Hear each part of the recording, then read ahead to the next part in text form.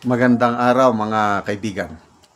Bigyan natin ngayon ng opinion, reaction itong pahayag ni Oriental Mindoro Governor Bons Dolor. Naglabas siya ng kanyang hinaing, panawagan ba, pagkadismaya kay Pangulong Marcos Jr. Nanawagan siya na sa mga susunod pa na flood control projects, wag nang idaan dito sa mga gumawa ng project 2023, 2024, 2025 dahil sayang lang ang ano. So sana makarating sa Pangulong Marcos itong panawagang ito dahil importante. Pakinggan natin si Governor Bons Dolor. Sana po una, tama na muna po ang paggawa ng flood mitigation or flood control projects kung ang gagawa din lamang naman po at magdidisenyo at the same people na gumawa ng 2023, 2024 at 2025. Ikalawa ho, sana ho mag-implementa nito, Mr. President. Hindi na ho yung mga taong nag-implementa din. Yes. Sana po, Mr. President. Sana po una, tama na muna po ang paggawa ng flood mitigation or flood control projects kung ang gagawa din lamang naman po at magdidisenyo at the same people na gumawa ng 2023, 2024 at 2025. Ikalawa ho, sana ho mag-implementa nito, Mr. President. Hindi na ho yung mga taong nag-implementa din. Sana po, Mr. President. Sana po So, dito natin makikita ang malaking kaibahan sa leadership ni Pangulong Duterte at itong leadership ng Pangulo ngayon. Matagal na yan mga flood control projects na yan. Panahon pa ng Macapagal Arroyo, Pinoy Aquino, PRRD ngayon. Ngayon lang nagkaroon ng reklamo, grabing korupsyon sa flood control projects. Kung meron man yung mga unang administration, hindi kasing lala nito. Sabi ni former DPWH Secretary Singson, sabi niya, yung within 6 years na nanungkulan siya na DPWH, halos ilan lang, 129 billion lang ang kanyang cost of project sa mga flood control, 129 billion na, 6 years. Ngayon, isang taon, 2025 is 590 billion. So, makita nyo walang masyadong reklamo sa flood control yung mga previous administration. Ngayon lang. Bakit? It's because of leadership. Kaya, agree ako dito sa panawagan ng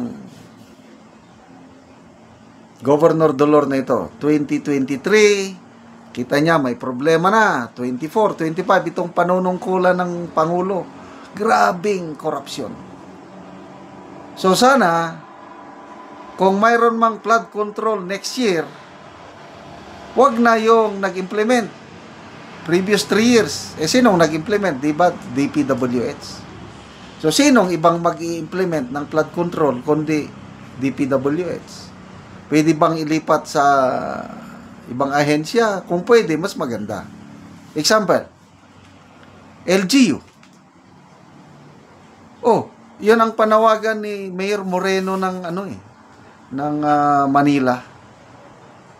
Ilipat daw sa mga LGUs. Kasi nga, kung may nangyaring mga sakuna ba, LGUs man ang mananagot sa kanilang mga constituents.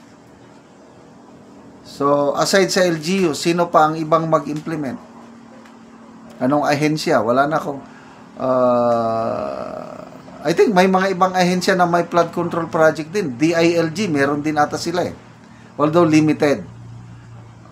DND, meron din sila dahil sa Office of the Civil Defense. Limited.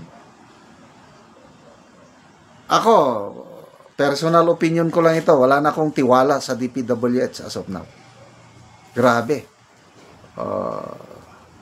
Kasi naniniwala ako sa mga siniwalat ni Mayor Magalong at Senator Lacson na ang sentro sa korupsyon nandyan na between lawmakers at saka DPWH officials, kasi ang mga pumipili daw, ang mga naglalagay ng district engineers ng DPWH, regional directors, ang naglalagay mga lawmakers para pag-implement ng kanilang flood control project sa kanilang distrito, hawak na nila ang DPWH regional director at saka district engineer.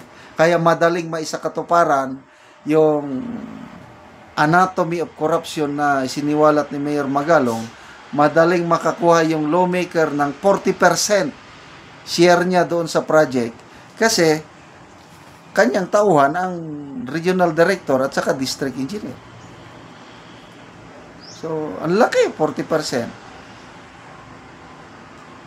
15% sa contractor, 10% sa implementing agency. So, ito na yung sinasabi ni Pangulong Marcos na for the boys. Mga palpak, guni-guni lang. Mahiya naman kayo, kayong mga magnanakaw, mga kickback. Dinescribe niyan eh. So, alam ito ng Pangulo. Kaya, suportahan natin ang ating Pangulo sa kanyang hangarin na matapos na ito. Kaya, investigation. Okay. So, sino mag-imbestigan? Di pa natin alam. So, itong panawagan, agree ako dito. Kasi dapat, every year, merong budget yan dahil binabaha tayo every year. Eh. Kailangan talaga ng matinong implementation. Paano titino? O yun, kung magkaroon sila ng takot. Example, panahon ni PRRD, takot ang mga kontraktor na gumawa ng kalukuhan. Kasi hindi niya babayaran. Kahit anong project, panahon ni PRRD, ito yung feedback na tanggap ko. Kalsada man yan, tulay man yan, diki man yan. Sabi ng Tatay Digong natin is, sige, kurakotin ninyo, isubstanter ninyo. Pag hindi nakapasa sa quality inspection, hindi namin kayo babayaran. O, yun. Kaya maraming matitinong project panahon ni PRRD. Meron din daw, sabi ng mga kakilala ko, yung mga for the boys, mga commission, meron daw. Kaya lang, limited lang, mga 5%. Karamihan. Pinakamataas na yung 10%. Meron daw, hindi yan nawawala. Eh ngayon, 40% eh. 40%. Politiko lang yun. Contractor, implementing agency, 30% lang na naiwan for the actual project. Talagang, yan, puro substandard na, no? So, salamat, Governor Dolor. Mabuhay po kayo. Okay, salamat mga kaibigan sa inyong pagsubaybay sa ating channel. Nakakatulong kayo ng malaki sa tribong Talandig ng Bukidnon dahil ang sweldo natin sa channel na ito, pantulong natin sa tribo. Namimigay tayo ng livelihood assistance, nagpapatanim ng saging lakatan at Arabica coffee. Panoorin nyo ang video na ito. Sa ere ilang manang ilma, so mag-abuno sila sa ilang kape nga nahatag sa ilaha.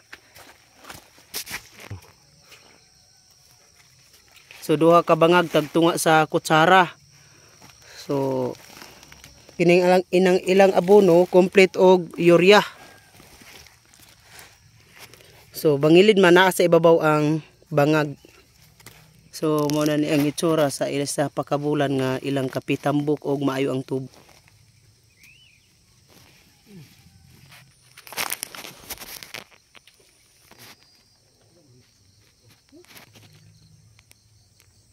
O karon gawas sa kaping ilang tinanom mo pagyud ni ang ilang tanom nga lakatan. So hapit na gyud mamunga. O karon human sa pag-abono nag-spray na pod sa kape.